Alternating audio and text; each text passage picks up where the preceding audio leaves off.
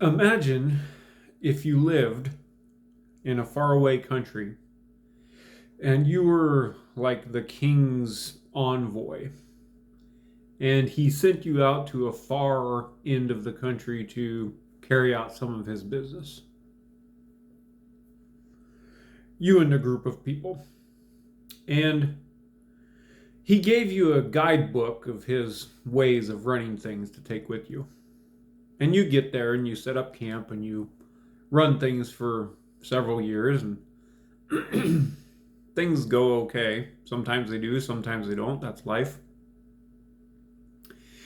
And at some point, the king implements a new communication system with you, such as the internet, video calling, something like that, where you can actually communicate directly with him and like talk to him face to face, heart to heart, spirit to spirit, mind to mind, soul to soul, and get his direct thoughts and input and emotions and inflections and body language and everything, like his very heart itself was coming through the line to you and giving you instructions on how to manage things that way. And also, you and he got the relationship that you used to have when you were with him all the time in the palace. And he got to tell you how much he loves you and how proud he is of you and correct you when you need it and all the things that you would expect from a good, loving, wholesome king, right? But there were some people in your camp who, although this communication venue was available to them, rarely used it, if ever, and were actually even skeptical of it. In fact, kind of looked in disdain at you and others who used it. And all they stuck with was the book. They're like, no, no, no. This book is it, man, because the king wrote this book. Therefore, we have to abide by this book. And you're like, well, yes, we understand that. And not only do we have the book, but we have the king himself who wrote the book. And he himself has a lot more to add, obviously, than just the book itself. And of course, we know that nothing he says is going to contradict the book because he wrote the book. So, but the book doesn't cover absolutely everything. There's no way it could because life is too complex. The book only covers the basics.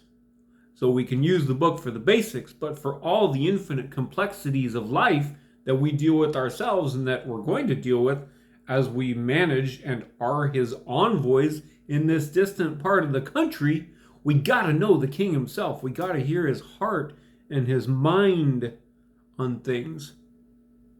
And not only that, we need to be constantly reminded of his love and his strength and his support, which he constantly imbues towards us.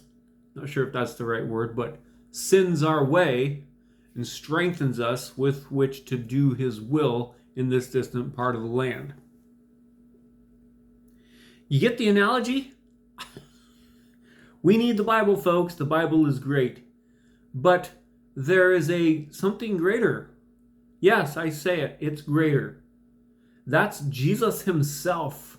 Yeshua HaMashiach, the flipping king of the universe, has created a way for us to actually communicate with him and be in love with him personally.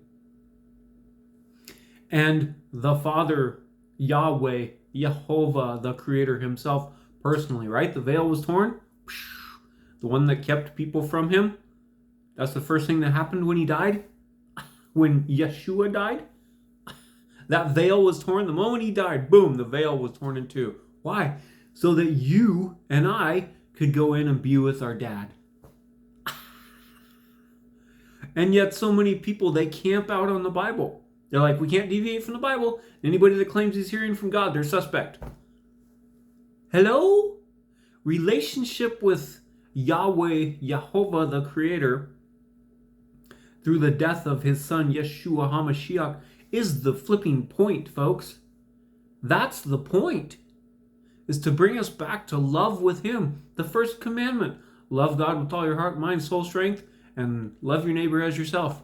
Those two things are the point of the whole Bible. Jesus Himself is the point of the whole Bible.